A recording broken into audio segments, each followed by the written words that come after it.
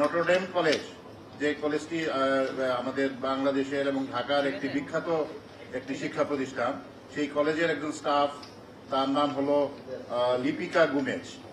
লিপিকা গুমেজ যে তার বসতবাড়ির বাসায় নিহত অবস্থায় পাওয়া যায়।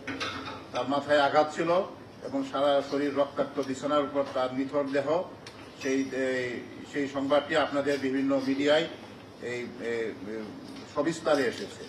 তো এই ঘটনাটি জানার পরে আমরা ওইখানে আমরা তাৎক্ষণিকভাবে আমরা আমাদের টিমকে পাঠাই। সেই টিম গিয়ে ছায়া তদন্ত শুরু করে। তো মূল যে ঘটনাটি ছিল এরকম, আপনারা জানেন যে দীপিকা গুমেজ, তার বাড়ি হলো ঢাকা নবাবগঞ্জে। উনি একজন উচ্চশিক্ষিত মহিলা। উনি সাইকোলজিতে সর্বোচ্চ ডিগ্রিধারী হয়ে উনি ইংল্যান্ডেও পড়াশোনা করেছেন এবং দেশে ফিরে এসে উনি নটরডেম কলেজের সাথে সম্পৃক্ত ছিলেন এবং ওইখানে একজন অফিস সহকারী এবং স্টাফ হিসাবে উনি গত 8 বছর যাবৎ এখানে 2016 সাল থেকে উনি কর্মরত ছিলেন। ব্যক্তিগত জীবনে লিপিকা ছিলেন, তার 18 বছর আগে তার স্বামীর সাথে তার বিবাহ বিচ্ছেদ হয়ে যায় এবং উনি নিঃসন্তান ছিলেন এবং নিঃসন্তান অবস্থায় উনি একাকী সূত্রাপুরের ঋষিকেশ লেন এর একটি বাসায়, 4 তলার একটি বাসায় উনি বসবাস করতেন একাকী। ওই বাসায় ওনাকে 10ই সেপ্টেম্বর উনি অফিসে যান। অফিস শেষ করে উনি আবার বাসায় ফিরে আসেন। অফিস এবং বাসার বাইরে তার খুব একটা যাতায়াত ছিল না। 11ই সেপ্টেম্বর উনি যখন কলেজে অনুপস্থিত, তখন কলেজের ফাদার হেমন্ত ফাদার ওনাকে খোঁজ করেন এবং ওনাকে না পেয়ে তাকে বারবার ফোন করা সত্ত্বেও তার কোনো খোঁজ পাওয়া যাচ্ছিল না। তখন ওই নটরডেম কলেজের 2 জন স্টাফ, জনি এবং জয়দেবকে তাকে খোঁজ করতে পাঠানো হয় এবং জনি এবং জয়দেব ওই বাসায় গিয়ে বাসার কেয়ারটেকার জনৈক মিতু, তার কাছে ওই বাসার স্পেয়ার চাবি থাকে। সে বাসা খুলে টুলে দেয়, কাজের লোক, পার্ট টাইম কাজের লোক আসে, এ সমস্ত খুলে দেয়। তার কাছ থেকে চাবি নিয়ে বাসার ভিতরে ঢোকার পরে দেখে যে বিছনার উপরে দীপিকা গুমেজের মৃতদেহ। আপনারা দেখেন যে মৃতদেহ কি অবস্থায় ছিল। তার মাথায় আঘাতের চিহ্ন এবং তার পুরা বিছনা কিন্তু রক্তাক্ত।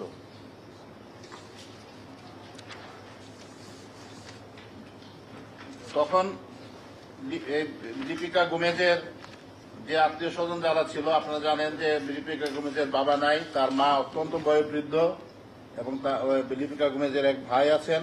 সেই ভাই আজকে এখানে উপস্থিত আছেন। উনি বারমুডা হলো আপনার ক্যারিবিয়ান আইল্যান্ডের একটা দ্বীপ রাষ্ট্র। সেই দ্বীপ রাষ্ট্রে উনি কর্মরত। তো আমরা দীপিকার এক কাজিন আছে, কাজিনের নাম হইল প্রিন্স গুমেজ। প্রিন্স গুমেজকে আমরা তাকে তার সন্ধান পাই এবং প্রিন্স গুমেজ বাদী হয়ে সূত্রাপুর থানায় একটি হত্যা মামলা রুজু করে। এই হত্যা মামলার নাম্বার হল সূত্রাপুর থানার মামলা নম্বর 7/9/2024, ধারা 302-34 দণ্ডবিধি। পিবিআই এই মামলাটি প্রথম থেকে ছায়া তদন্ত শুরু করে। আমরা ঘটনাস্থল পরিদর্শন করি। ঘটনার সাথে সম্পৃক্ত যে ডিজিটাল মেথড আমরা অবলম্বন করার, ওই ঘটনাস্থলে কারা গিয়েছিল, এসেছিল, তাদের কোনো ধরনের ডিজিটাল ফিঙ্গারপ্রিন্ট বা অন্য কোনো কিছু আছে কিনা, এই সমস্ত দিক আমরা যাচাই করি এবং আমরা দেখতে পাই যে ওই বাসায় একটি ভেন্টিলেটরের ভাঙ্গা অংশ, একটি ভেন্টিলেটর ভাঙ্গা আছে, ছোট্ট একটি ভেন্টিলেটর, এবং ভেন্টিলেটরের কিছু রাবিশ গুঁড়া নিচে পড়ে আছে।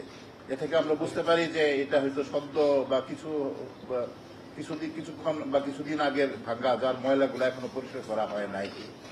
বিষয়টি অন্য অনেকের নজর এড়িয়ে গেলেও পিবিআই এর নজর এড়িয়ে যায় নাই। প্রচলিত পদ্ধতিতে মামলার তদন্ত চলতে থাকে। এই তদন্তে আমরা বিভিন্ন দিক পুরানো দিয়ে নতুন নিতে আজই চলে আসুন আপনার নিকটস্থ ওয়ালটন শোরুমে। যাচাই করতে থাকি। যেহেতু লিপিকা গুমেজ একজন সুন্দরী মহিলা, তার বয়স 50-এর কাছাকাছি, যদিও ন্যাশনাল আইডিতে তার বয়স আছে 40, কিন্তু কাগজে পত্রে তার বয়স 50-এর কাছাকাছি। তো এই যেহেতু উনি একজন আকর্ষণীয় একাকী মহিলা, তার কাছে বিভিন্ন রকম মানুষ আসে কিনা বা কারোর সাথে সম্পর্ক আছে কিনা এই সমস্ত বিষয়ে আমরা যাচাই করার চেষ্টা করি। কিন্তু আমাদের যে মূল বিষয় যে এই বাসায় কেউ ঢুকেছে লিপিকার অজ্ঞাতে বা জ্ঞাতে, এই বিষয়টি আমরা শিওর হওয়ার পরে আমরা ওই বাসা থেকে কি কি জিনিস হারানো গিয়েছে, সেই হারানো জিনিসের যেহেতু লিপিকা একাই বাসায় থাকতো, তো ওই বাসা থেকে হারানো জিনিসের কিন্তু খুব ক্লিয়ার কোনো লিস্ট আমরা পাই নাই। কিন্তু তার যে মোবাইলগুলো হারিয়ে গিয়েছিল সেই মোবাইলগুলোকে ভিত্তি করে আমরা আমাদের অনুসন্ধান জারি রাখি এবং আমরা দেখতে পাই যে তার বাসা থেকে 2টি মোবাইল ফোন হারানো গিয়েছিল। এই মোবাইল ফোনটা ট্র্যাক করতে করতে আমরা লিপিকার বাসার পাশে এক লোক থাকতো, এই লোকের নাম হলো জুয়েল রানা পেশায় সে সদরঘাটের একটা ডাইং ফ্যাক্টরিতে কাজ করতো, স্পেসিফিক কোনো কাজ ছিল না। সে পাশের বাসার একটা চিলে কোঠায় তার পরিবার নিয়ে থাকতো এবং জুয়েল রানার এক বন্ধু, তার নাম হলো নজরুল। এই নজরুলও খুব আসলে ভালো কিছু কাজ করার মতো তার রেকর্ড ছিল না। এই দুইজনের সন্ধান আমরা পাই। তারা এই ফোনটা একসময় তাদের কাছে ছিল, তারপর তারা এই ফোনটাকে বিক্রি করেছে, আবার ফোনটা তাদের কাছে এসেছে। সুতরাং তাদেরকে সন্দেহের দৃষ্টিতে এনে আমরা তাদেরকে গ্রেফতার করি এবং তাদের কাছ থেকে আমরা পুরা ঘটনার ব্যাপারে একটা স্বীকারোক্তি পাই। তারা আমাদেরকে পুরা ঘটনার ব্যাপারে জানায় যে ঘটনার পিছনে মূল উদ্দেশ্য ছিল যে লিপিকা গুমেজকে তারা ভেবেছিল যে মহিলা একজন বড় মাপের চাকরি করে, একাকী, তার সন্তান নাই, সুতরাং নিশ্চয়ই তার এখানে অনেক টাকা পয়সা আছে তার বাসায়। এবং আজ থেকে 2 বছর আগে যখন লিপিকা গুমেজ তার বাসা চেঞ্জ করে এই বাসায় এসেছিল, তখন এই জুয়েল এবং নজরুল তাকে বাসা বদলাতে সাহায্য করেছিল। সেভাবেও তাদের একটা কানেকশন ছিল। তারা তখন জুয়েল তার পরিবারকে বাসা থেকে অন্যত্র সরিয়ে দেয় এবং রাত্রেবেলা সে নজরুলকে ডেকে এনে তারা ওই বিল্ডিং থেকে পাশের বিল্ডিং এর ছাদে যায়, যে বিল্ডিং এ লিপিকা গোমেজ থাকতো।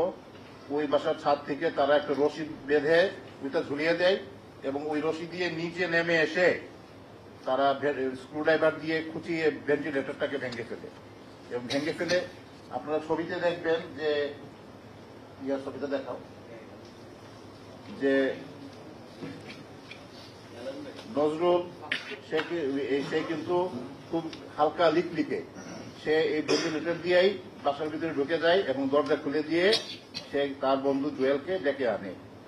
ইতিমধ্যে হয়তোবা লিপিকা কোনো কারণে জেগে গিয়েছে বা কোনো শব্দ করেছে, সুতরাং তাদের হাতে ছিল সেই রড, পানির যে পাইপ, সেই পাইপ দিয়ে তারা তার মাথায় সজোরে আঘাত করে এবং তাকে বালিশ দিয়ে চাপ দিয়ে রেখে তার মৃত্যু নিশ্চিত করে। তাতে তারা লিপিকা যদি জেগে যেত তাহলে হয়তোবা তাদেরকে চিনে ফেলতো, যেহেতু তারা পূর্ব পরিচিত ছিল। সুতরাং তাদের চিনে ফেলা রোধ করার জন্য তারা লিপিকাকে হত্যা করে এবং লিপিকার বাসায় তার যে বাসা থেকে তারা তার মোবাইল ফোন 2টি এবং তার হ্যান্ডব্যাগ চুরি করে নিয়ে যায়। এই হ্যান্ডব্যাগের ভিতরে তার বেশি টাকা ছিল না, 26,350 টাকা ছিল, যা পরবর্তীতে তারা ভাগবাটোয়ারা করে নিয়েছে এবং ওই ব্যক্তি তারা টাকাগুলো নিয়ে এই ব্যক্তি তারা ডাস্টবিনে ফেলে দেয় এবং বাসাটিকে বাইরে থেকে তালা বদ্ধ করে এই তালার চাবিটাও তারা বাইরে ফেলে দেয়। আর যে হাতের যে লাঠি দিয়ে যেটা দিয়ে ওকে মারছিলেন সেই লাঠিটাকে তারা বুড়িগঙ্গায় নিক্ষেপ করে তারা চলে যায়।